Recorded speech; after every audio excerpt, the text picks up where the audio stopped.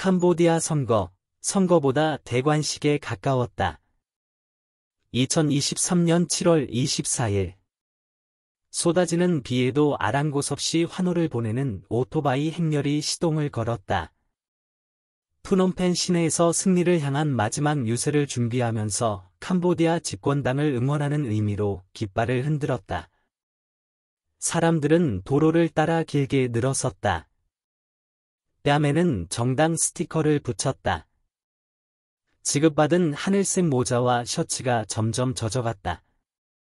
트럭 뒤에 앉은 훈 센 총리의 장남 훈마넷 45, 이 군중들에게 인사를 건네며 오직 캄보디아인민당 CPP만이 캄보디아를 이끌 수 있다고 외쳤다. 실제로 그의 부친은 오직 CPP만이 선거에서 승리할 수 있는 상황을 만들었다. 올해 70세의 훈 센 총리는 38년 동안 트레이드마크인 독단적 스타일로 캄보디아를 통치해왔다. 처음에는 베트남이 수립한 공산주의 정권에서, 그 다음에는 유엔이 수립한 다당제 환경에서 위세를 떨쳤고, 최근에는 점점 더 포용력을 잃어가는 독재자로서 군림해왔다. 촛불당, CP, 이 훈센의 유일한 대항마로 보였지만, 지난 5월 총선 참여 자격이 박탈되다. 나머지 17개 정당은 총선 참여가 가능했지만 규모가 너무 작거나 인지도가 낮아 위협이 되지 못했다. 투표 종료 몇 시간 후 CPP는 80% 이상의 투표율을 기록했고 예상대로 압승을 거뒀다고 주장했다. 일부 투표소에서는 상당수의 투표용지가 훼손됐다. 이는 유권자들이 야당에 대한 지지를 보여주면서 안전을 도모할 수 있는 유일한 방법이었던 것으로 추정된다. 투표 후 몇 주 안에 훈마넷이 부친의 뒤를 이을 것으로 예상된다. 이번 총선은 오랫동안 준비된 권력 세습의 과정이라는 점에서 선거라기보다 대관식처럼 느껴졌다. 2017년에는 캄보디아 구국당 CNRP 이 정부에 의해 강제 해산된 바 있다. CNRP 부대표를 지내고 현재 망명 중인 무 소추아는 이번 선거는 가짜 선거라는 이름도 아깝고 말한다. 차라리 후계자 선정이라는 말이 어울립니다. 훈 센 총리가 아들을 차기 캄보디아 총리로 선정해 훈 가문의 왕조를 이어가도록 만드는 거죠. 그러나 CPP 내부에서는 투표 전부터 긴장하는 기색이 역력했다. 투표지 훼손이나 보이콧 조장을 처벌하기 위해 새로운 법안을 서둘러 통과시켰고 촛불당에서 여럿이 체포됐다. 캄보디아 싱크탱크 퓨처포럼의 설립자 우 비락에게 CPP가 이번 선거에서 승리를 위해 그토록 매진한 이유를 물었다. CPP가 선거에서 이길 것은 알고 있었죠. 쉽게 예상할 수 있는 결과였습니다. 하지만 정당성을 얻는 것은 훨씬 더 어렵습니다. 야당을 계속 약화시키는 동시에 국민을 만족시켜야 합니다. 그래야 과거 가두 시위와 같은 차질과 혼란이 반복되지 않을 테니까요. 훈 센 총리는 아시아에서 가장 오랜 기간 권좌에 앉은 정치가 중 한 명이다. 여러 차례에 걸쳐 정적을 압도하면서 교활하고 영리한 행보를 보였다. 특히 중국과 미국과 유럽의 경쟁 관계를 교묘하게 이용해왔다. 오늘날 해외에 많은 투자를 하는 중국과 아시아 지역에서 영향력을 되찾으려는 미국, 유럽의 라이벌 구도를 활용한 것이다. 하지만 그런 그도 과거 선거에서 패배할 뻔한 순간이 있었다. 집권당 내에는 여전히 경쟁 파벌이 존재하고 캄보디아의 갑작스러운 경제 침체로 인해 여론이 악화될 경우 취약한 위치에 있다. 따라서 한 세대에 한 번뿐인 권력 이양을 준비하면서 자신의 업적을 공고히 하려 노력 중이다. 수도 프놈펜에서 북쪽으로 조금만 가면 콘크리트와 대리석으로 만든 33m 높이의 기념탑이 있다. 훈 센 총리는 이를 윈윈 기념탑이라고 부른다. 기념탑을 받치는 거대한 바닥은 석조 부조로 둘러싸여 있는데 캄보디아의 가장 위대한 역사적 기념물인 앙코르와트를 연상시킨다.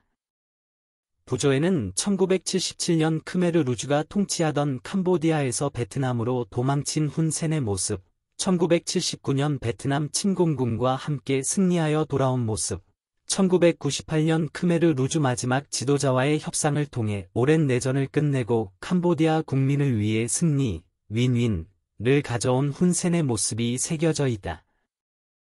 평화와 번영은 오랫동안 훈센 총리가 내세운 정당성의 핵심이었다.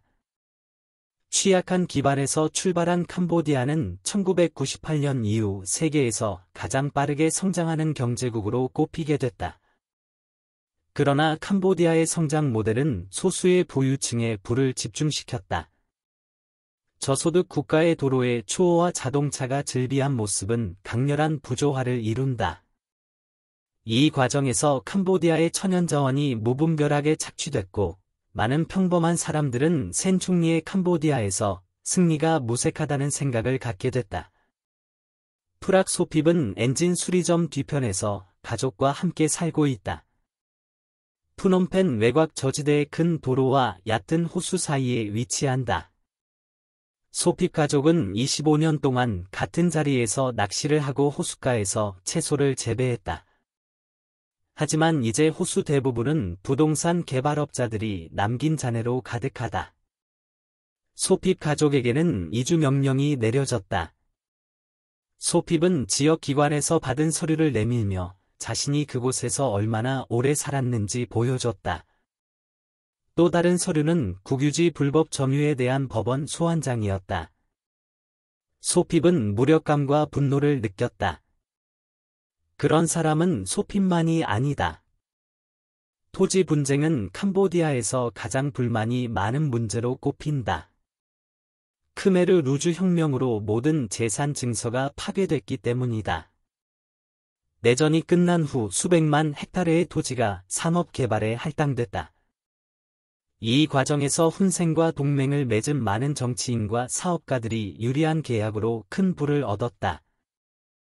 법원이 이들의 강력한 이해관계에 반하는 판결을 내리는 경우는 거의 없다. 국제투명성기국 평가에 따르면 반부패 순위에서 캄보디아가 180개국 가운데 150위를 차지했는데 아시아 태평양 지역에서 이보다 순위가 낮은 국가는 미얀마와 북한뿐이다. 소핍은 훈센 총리가 항상 자신의 윈윈 정책을 이야기한다고 말했다. 하지만 이기는 건 훈센 총리뿐이라고 생각해요. 우린 지금 쫓겨나고 있습니다. 평화 같은 건 없어요. 이 땅에서 살아가는 진짜 캄보디아 사람들은 개발이라는 미명하에 고통받고 있습니다. 반세기 말에 제외한 98세와 101세 캄보디아 자매. 2020년 2월 23일 태국 총리 날선 질문한 기자들의 손세정제 뿌려. 2021년 3월 12일 4번 소송당한 대장동 원주민의 사연. 2021년 11월 6일 토지 수용과 퇴거에 반대하던 사람들은 괴롭힘, 구타, 투옥을 당했다. 노동조합원과 야당 지지자들도 마찬가지다. 소패백의 이번 선거에서 어디에 투표할 것인지 묻자 누구를 뽑아야 하냐는 질문이 되돌아왔다. 누가 날 지켜줄 수 있을까요? 유권자 절반은 35세 미만이다. CPP는 매끄러운 소셜미디어 전략을 펼치며 훈마넷과 정당의 다른 젊은 지도자들에게 선거운동을 맡겨 청년 유권자를 끌어오려 노력했다. 하지만 대부분의 캄보디아 사람들은 전쟁이나 크메르 루주에 대한 기억이 없다. 법대 졸업생이자 환경운동가인 리 찬드라부스, 23, 는 CPP가 선거 활동에서 주장하는 오래된 논점이 이제 설득력이 없다고 말한다. 그는 훈마넷의 가장 큰 과제는 우리 세대가 크메르 루주로 인해 트라우마를 겪은 이전 세대와 매우 다르다는 점이라고 설명했다. 어린 시절부터 집권당이 그 비극을 상기시켰던 걸 기억합니다. 그들이 평화를 가져왔으니 우리가 그들을 지지해야 한다고 말하곤 했죠. 하지만 그 주장은 설득력이 떨어지고 있습니다. 여당이 그 이야기를 꺼낼 때마다 젊은 세대는 여당을 비웃어요. 30년 동안 같은 얘기를 하고 있으니까요. 훗말에쓴 거칠고 때로는 폭력적인 부친의 통치 방식을 보다 부드럽고 섬세하게 바꿀 수 있을까? 그는 서구식 교육, 오랜 군대 지도부 생활, 오랜 후계자 교육을 경험했지만 아직 고위 공직에 오른 적이 없다.